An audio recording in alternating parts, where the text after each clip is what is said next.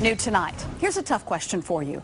Is the government spraying dangerous chemicals over us from planes? Some people believe there's a sinister top-secret mission that's making us sick. CBS Atlanta's Jeff Cherico asked the tough question, is this true or just an overblown conspiracy theory? You've seen them in the sky, those white lines left by planes. Conspiracy theorists call some of them chemtrails. They think they're full of toxins, damaging the environment and our health. It definitely angers me. Some days there's only 4, some days there's 8, some days the whole sky is just enveloped in just milky white. From the balcony of her Buckhead condo, Ali Valente gets a clear view of what she believes is a secret government plot that's poisoning us. You look down, though, and you look at the people just moving along and going about their business, and do you feel like... Like, how can you not look up and see what's going on? When Ali began noticing a bunch of white lines in the sky blocking the sun, she searched for answers online, and that's where she found information about a conspiracy called chemtrails. These are literally crimes against humanity. Nature and humanity. Over Skype, I spoke with chemtrail researcher Michael Murphy at his home in California. He produced a documentary about the so-called chemtrail cover-up. He believes there are chemicals in these trails, including aluminum, that are making us sick. We've seen aluminum-related illness go through the roof. Murphy says tests show high levels of these chemicals in our rain and soil. So we're seeing a major increase in these chemicals, but how do we know they are coming from planes? We looked into any other source and we couldn't find one. So why is the government supposedly doing this? Theorists speculate the heavy metals reflect the sun's rays, cooling the earth and combating global warming.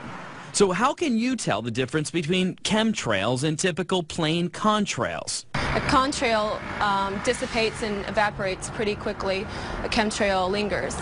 The death dumps, otherwise known as chemical trails, are being dropped and sprayed throughout the United States, in England, Scotland, Ireland, Northern Europe, and I have personally seen them not only in the United States but in Mexico and Canada. Birds are dying around the world. Fish are dying by the hundreds of thousands around the world. This is genocide. This is poison.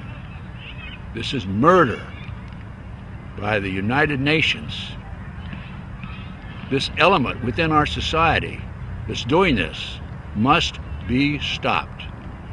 I happen to know of 2 of the locations where the airplanes are that dump this crap on us. 4 of the planes are out of the Air National Guard, Lincoln, Nebraska, and the other planes are out of Fort Still, Oklahoma. I personally have observed the planes that were standing still in Nebraska, Lincoln, Nebraska, at the Air National Guard. They have no markings on them. They're huge, bomber-like airplanes with no markings. This is a crime. Crime against humanity, crime against America, crime against the citizens of this great country. They must be stopped. What is wrong with Congress? This has an effect on their population and their people and their friends and their relatives and themselves. What's wrong with them? What's wrong with the pilots who are flying these airplanes? They're dumping this crap, this poison, on their own families. Somebody has to do something about it. Somebody in Congress has to step forward and stop it now. And thank you. I'm Ted Gunderson. Could a strange substance found by a southwest Arkansas man be part of a government test? Well, that's the question at the heart of a phenomenon called chemtrails, now getting widespread attention. Well, tonight, KSLA News 12 investigation reporter Jeff Farrell shows us the results of testing we had done about what's in our skies. It seemed like some mornings it was just crisscrossing the whole sky. It was just like a giant checkerboard. Bill Nichols snapped several photos of the strange clouds from his home in Stamps, Arkansas. They begin as normal contrails from a jet engine, but do not fade away like a normal contrail.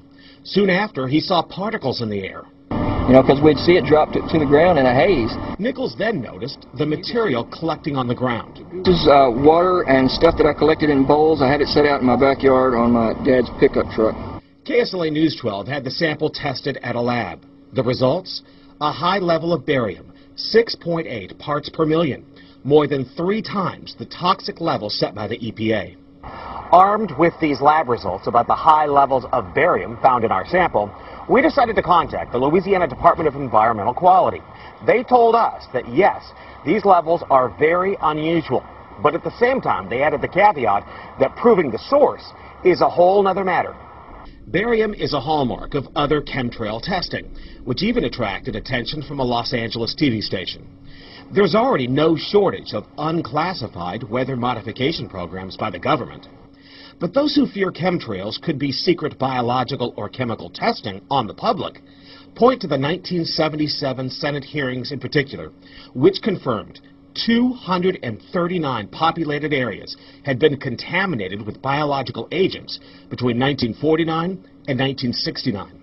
Later, the 1994 Rockefeller Report concluded hundreds of thousands of military personnel were also subjected to secret biological experiments over the last 60 years. But could secret testing be underway yet again? I'd rather it be something inert and benign, something that's, not causing any damage, but I'd like to know what it is. KSLA News 12 discovered chemtrails are even mentioned by name in the initial draft of House Bill 2977 back in 2001 under the Space Preservation Act. But the military denies any such program exists. Jeff Farrell, KSLA News 12 reporting. And, it turns out until 9 years ago, the government had the right under U.S. law to conduct secret testing on the American public under specific conditions. Only a public outcry repealed part of that law, with some exceptions.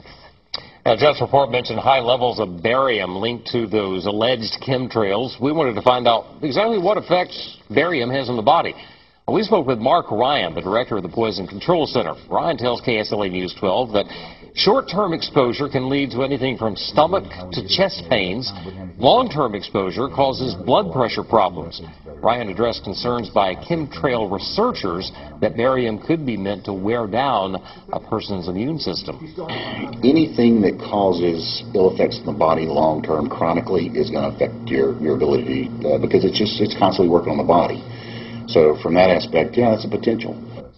Ryan says he's conducted research on his own about secret government testing on the public, but he's still a bit skeptical about the alleged chemtrails, at least at the moment, because the Poison Control Center has seen no calls about exposure to barium.